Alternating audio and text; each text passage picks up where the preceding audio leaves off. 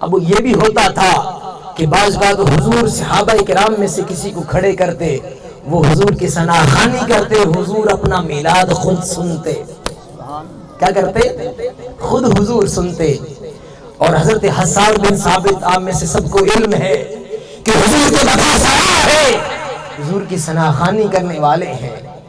اور حضور کیا کرتے؟ حضرت حسان کے لیے اپنی کمبلی کو بچھا دیتے اور فرماتے کہ اے حسان تو اس کے اوپر آ جا اور میری ثنا، میری نعت تو بیان کر، میری نعت تو بیان کر. یعنی حضور کی مدح سرائی کرنا، حضور کی نعت خوانی کرنا، یہ سنت حسان بن ثابت ہے. اور حضور کی مدح سرائی کو سننا یہ سنت مصطفیٰ ہے. یہ کیا ہے؟ سنت مصطفیٰ ہے. اب حسان بھی جب حضور کی مدح سرائی کرتے ہیں، وہ کچھ یوں زبان کھولتے ہیں، وہ فرماتے ہیں کہ وَأَحْسَنُ مِنْكَ لَمْ تَلِدْ الْعَيْنُ وَأَجْمَلُ مِنْكَ لَمْ تَلِدِ النِّسَاءُ خُلِقْتَ مُبَرَّأً مِنْ كُلِّ عَيْبٍ كَأَنَّكَ قَدْ خُلِقْتَ كَمَا تَشَاءُ.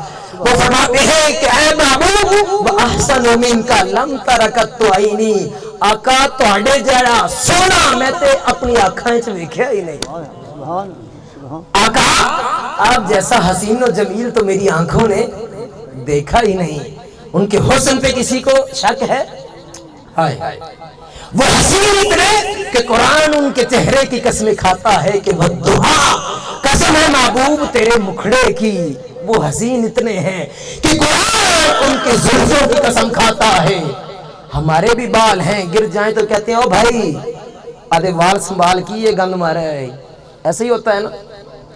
آپ میں سے کتنے ہیں جو حجامت کروانے کے لیے جائیں حمام کے اندر بال کٹوائیں اور آپ کے کوئی بال حجام جو ہے وہ بڑے سنبھال کے رکھ لے کہ واہ جی یہ تو شاید اقبال ڈوگر صاحب کے بال ہیں، بڑے محفوظ کر کے رکھ لو. آپ میں سے کوئی ایسا کرتا ہے؟ نہیں. اگر کوئی ایسا کرے گا تو اس کو آپ کیا کہیں گے؟ پاگل، یہی کہیں گے نا. مگر قربان جائیے حضور بھی حجامت بنواتے. حدیث مبارکہ میں آتا ہے کہ جب حضور حجامت بنواتے صحابہ کرام حضور کے ارد گرد چکر لگانا شروع کر دیتے. جیسے طواف ہوتا ہے نا کہ درمیان میں کعبہ ہے، ارد گرد چکر لگائے جا رہے ہیں. صحابہ کرام فرماتے ہیں کہ جب حجام حضور کی بارگاہ میں آتا حجامت کرنے کے لیے، حضور اپنے بال مبارک سیٹ کرواتے یا داڑھی کے بال سیٹ کرواتے. صحابہ کرام میں سے ہر کوئی کی یہ خواہش ہوتی کہ حضور کا کوئی بھی منہ مبارک نیچے نہ گرے، بلکہ اس کو اپنے ہاتھوں پر اٹھائے اور دامنوں کے طور پر وہ اپنے گھر میں محفوظ کر لے. یہ حضور کے بالوں کا مقام ہے. اور پھر حضور کی زلفیں کیا کہ قرآن کہتا ہے کہ واللیل اذا سجا، محبوب تیری زلفوں کی قسم، محبوب تیری زلفوں کی قسم. حضرت حسان نے بھی کوئی اور بات نہیں کی. وہ بھی کہتے ہیں، وہ فرماتے ہیں وَأَحْسَنُ مِنْكَ لَمْ تَرَكَتْ عَيْنِي، اے محبوب آپ جیسا حسین و جمیل تو میری آنکھ نے دیکھا ہی نہیں. اور حقیقت کیا ہے؟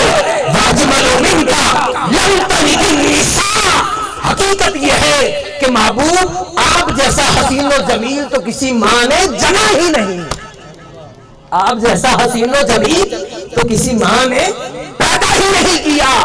اور پھر حقیقت یہ ہے کأنک قد خلقت کما تشاء، آقا اصل بات یہ ہے کہ آپ نے جس طرح چاہا رب نے اسی طرح آپ کو پیدا کر دیا.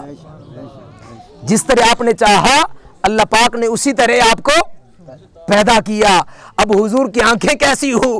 جیسا محبوب نے چاہا رب نے ایسی آنکھیں عطا کر دی. اب حضور کی زلفیں کیسی ہوں؟ جیسے حضور نے چاہا اللہ نے ویسی زلفیں بنا دی. کما کان حقہ بعد الہدی، حضور کی قصہ مختصر.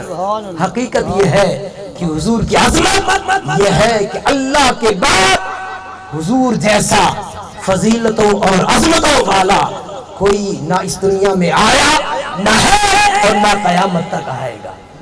تو دعا ہے کہ اللہ رب العزت ہمیں حضور کے میلاد کے صدقے، حضور کی اسوہ پر، حضور کی سیرت پر عمل کرنے اور حضور کی محبت میں جینا مرنا عطا فرمائے. آمین. وما علیہ الا البلاغ.